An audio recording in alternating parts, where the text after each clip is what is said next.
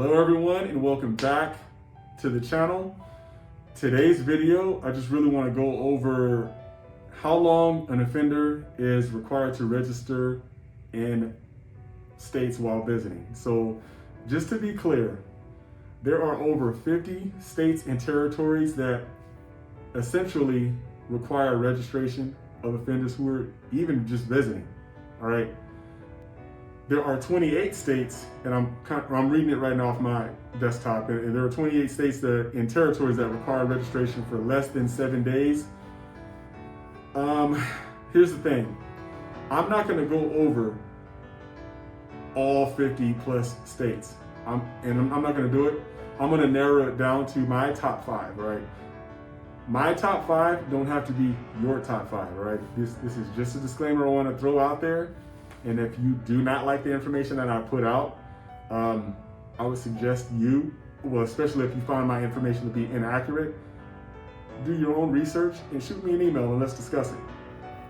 But I'm gonna go over my top 5 destinations for visits, and this is based off of what I'm into, all right? I'm a huge sports fan, especially boxing, basketball, and football. I'm big into those, all right? So without further ado, let's jump in. So we're gonna start with Arizona. And Arizona, their site says within 10 days of arrival. It doesn't specify business days, it just says 10 days. Now another thing that it doesn't specify is if this 10 days starts, like if I decided to drive to Arizona tomorrow, does it start there? And if I leave within 10 days, does it start the next time I show up the following month? Do I get another free 10 days? It doesn't specify that, right? It doesn't specify the full calendar year. It just says the 10 days of arrival. So essentially, you can drive into the state and visit wherever you want to visit, leave, come back for another 9 days, right? Without having to report. I'm not going to advise you do any of this. It is not my advice to tell you what to do. I'm just saying that essentially this is what's going on in my mind, and this is how I'm taking it and internalizing it, right? So Arizona, I feel, would be reasonable regarding offenders who do visit the state.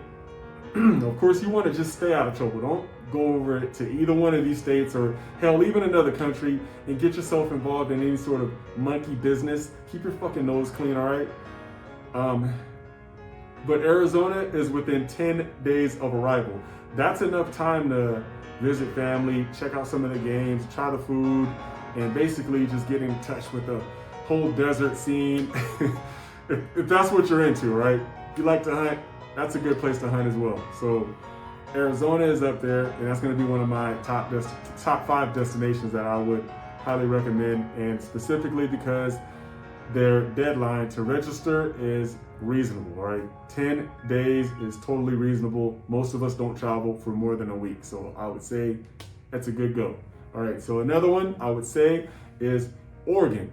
This one here is up there, and I've actually never been to Oregon. I've flown in through the airport, but didn't actually leave the airport. But Oregon, from what I read on their website, and the way that I'm internalizing it is that visitors to Oregon really are not required to register.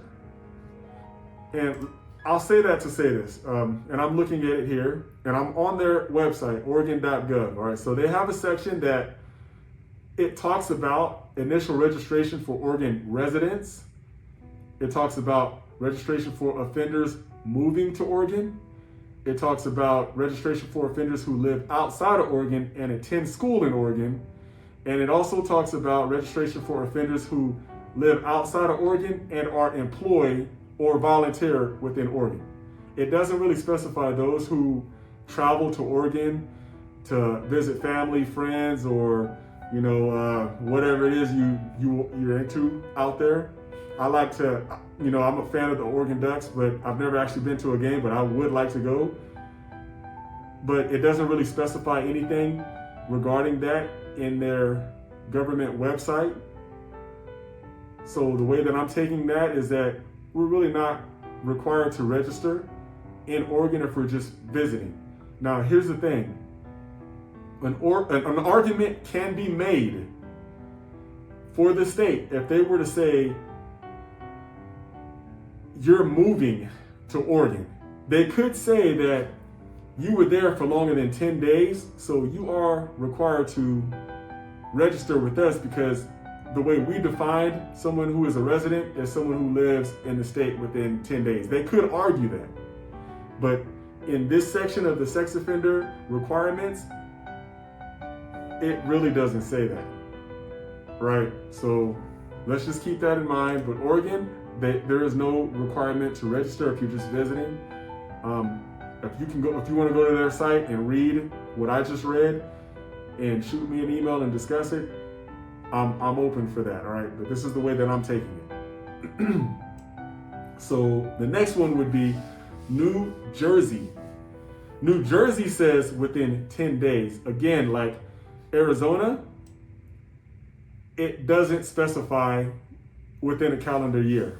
It just says within 10 days. Most of us, again, we don't travel for more than a week, especially if we're in the States. We really don't travel for that long. We'll go for a week and we'll come back and get back to life and our jobs and our families, whatever.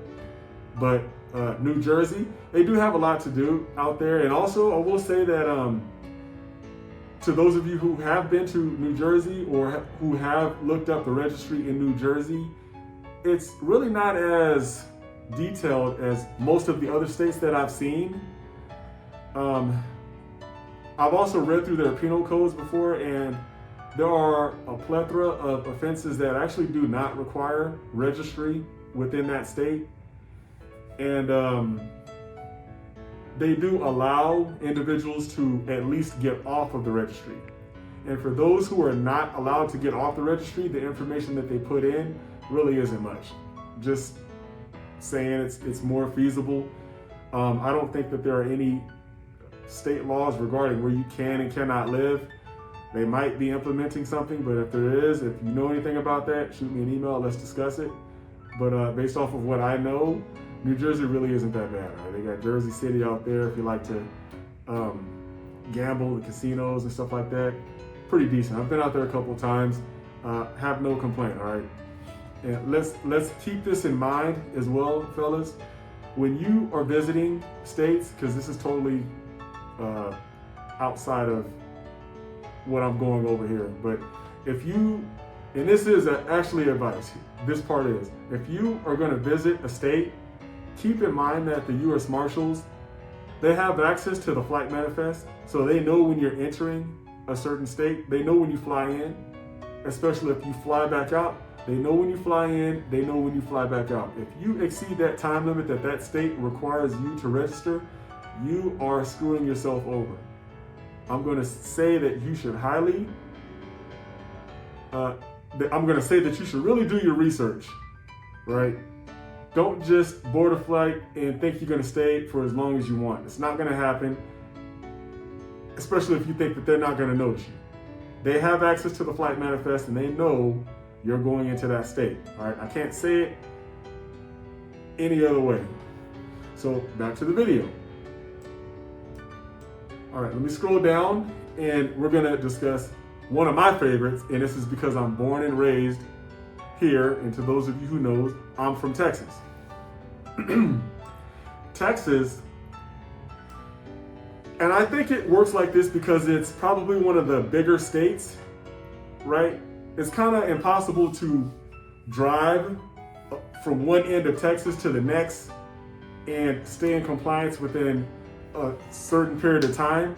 Like, I don't think Texas can really implement a rule that says if you fly in for X amount of days in a consecutive year. I don't think that would really be feasible for a state like Texas because it's so big. You know, I can enter through El Paso and then drive out through Orange, Texas on the other side, and that drive is probably going to take you 2 to 3 days alone, right? Because you're going to have to stop and you're going to have to rest. But from what Texas says on their website, and I'm fairly familiar with Texas, I know Texas probably better than Texas knows Texas, right? I'm a Texan at heart, right? So it does say that the 7th day after the person's arrival in a municipality or a county. So it specifies municipality or county. And I'm thinking that this is either the sheriff office or the local PD, because the way that we do it in Texas, we don't go into DPS like a lot of other states do, the Department of Public Safety. Some states do have where they register within the Department of Public Safety. Texas, they have a department for that, but it's not ran by those who, like, you don't call and make an appointment to Texas Department of Public Safety, right? You have to call your local sheriff's department or your local PD in Texas. So here it says the 7th day after the person's arrival in the municipality or county. So let's say I want to visit Harris County, Houston, Texas, right? So they're specifying county. So as soon as I enter Harris County to visit Houston, my clock starts. I could essentially leave on the 6th day, drive to Travis County, which is Austin, spend another 6 days there, and then drive back to Harris County if that's the county that I really want to visit. I can totally do that. There's nothing in the state law that says we can't do that. Their wording certainly doesn't suggest that we can't do that, and it doesn't say that we have within a certain calendar day in a year to do certain things, right? And I think that this is because Texas is so damn big, it's kind of hard to drive from one end to the next without being in violation, right? So that's pretty much it for Texas. I would suggest Texas. There's a lot to do there, of course. They got a lot of boxing there, got a lot of basketball, football, a lot of sports teams. There's hunting as well. And I also want to double down on this. So, because I had an individual say in one of my groups, he said that he was trying to purchase property off the beach in Texas, in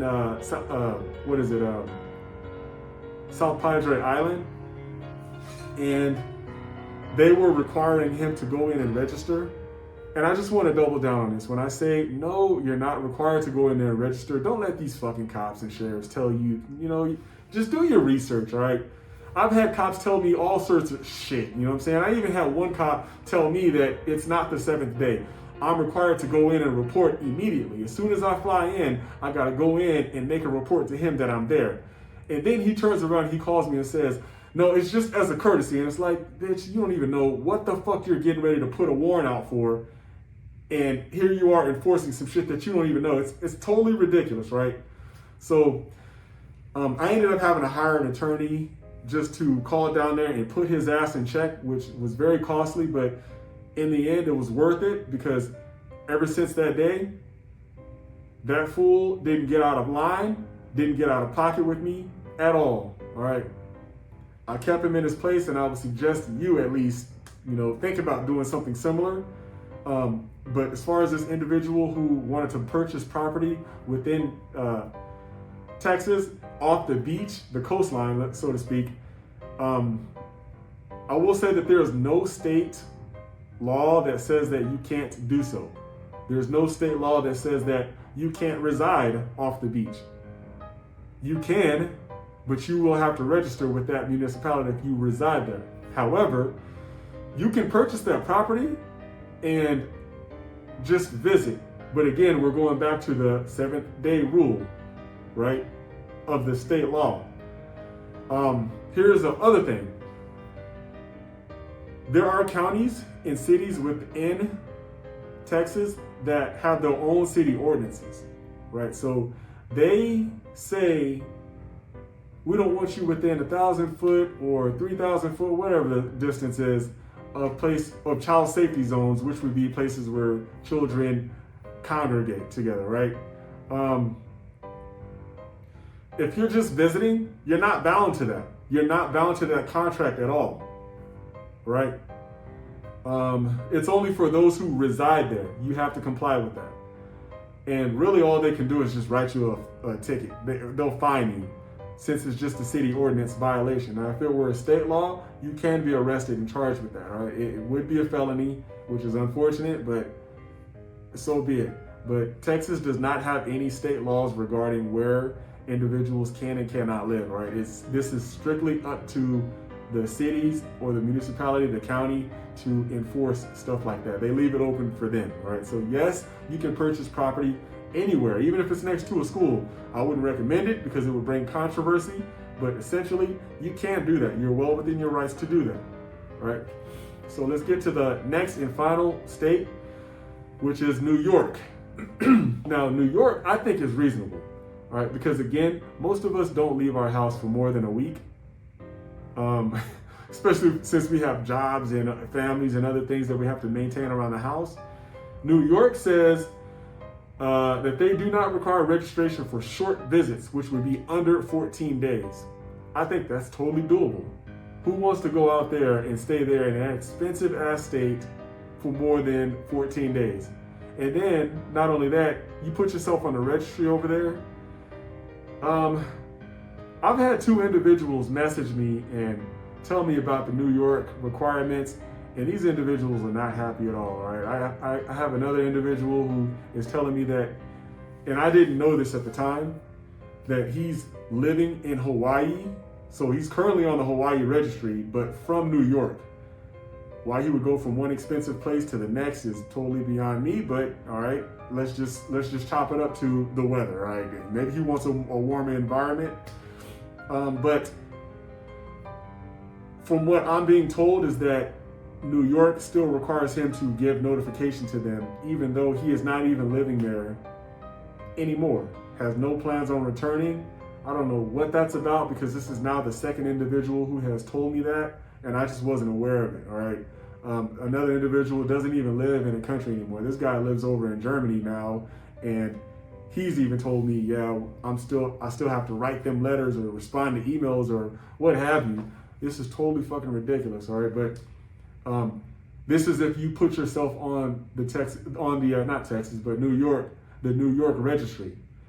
And again, I'm gonna double down by saying this, because I've said it in past videos. I will not put myself on nobody's registry ever again, all right? I don't care if it's just to show up, put my name down on a piece of paper and just walk out. I don't give a shit if it's just to send a text message to that police department. I don't give a shit if it's to write a letter and put it in the mail. I'm not doing shit, all right? I ain't doing it. Fuck that. Hate me or love me. So when I visit either one of these states, I comply with whatever their time frame is, and specifically because I do my research to maintain, to make sure I maintain what I'm supposed to do and to keep my freedom at all costs, all right? It is not up to me to decide how long they should let me stay, but what I do know that there are some states that if you do intend to stay a little past the deadline, you could essentially call down there and say, hey, I'll be here for 10 days instead of 7 days. They would require you to go in and register, but they're not going to add you to the website. However, you've already given them your updated information. I wouldn't recommend doing that. I would say just stay within the 7 day and then leave, all right? That's pretty much going to be it regarding that. So those are my top 5, and these are in no order of importance. I will say that if I had to pick one to narrow it down to my favorite, it would probably be Texas. And I say that because I know Texas like the back of my hand, all right? I'm born and raised there. I can't go wrong. All my people are there. I can't, I'm not going to go without a job there. I'm not going to go without a house. I'm not going to go without help. Texas is really just my lifeline, right? But unfortunately, they require me to register, and I don't want to do it anymore. They require me to register, and I require peace. I've paid back what I owed. Stop requiring more from me. All right? So that's pretty much going to be it, guys. I just wanted to go over the states that I choose. If you do your research and you find other states that you feel are more feasible for you, let's discuss it in the comment section, all right? Get everyone talking, of course, but there are individuals who are from Canada, and people are telling me that in Canada, they're not required to put their information online for everyone to see. it's just for the local PD, which really isn't any better in my mind, because you're giving up your freedom essentially for the rest of your life. They're not allowing you to get off. They're not allowing you to stop. But it's just not public, so you can pretty much get by. Yeah. So, to my Canada folks, can you respond to this video and give me more information on that? But this particular video, I'm just going over my top 5 states to visit. If you have any other questions, comments, concerns, shoot me an email and let's discuss it. Visit the website, all right? We do have the WhatsApp and the Telegram group, and I say it every video. If you're interested in joining, just go to the website, select a membership or whatever, or just shoot me an email and we can discuss how to get you verified.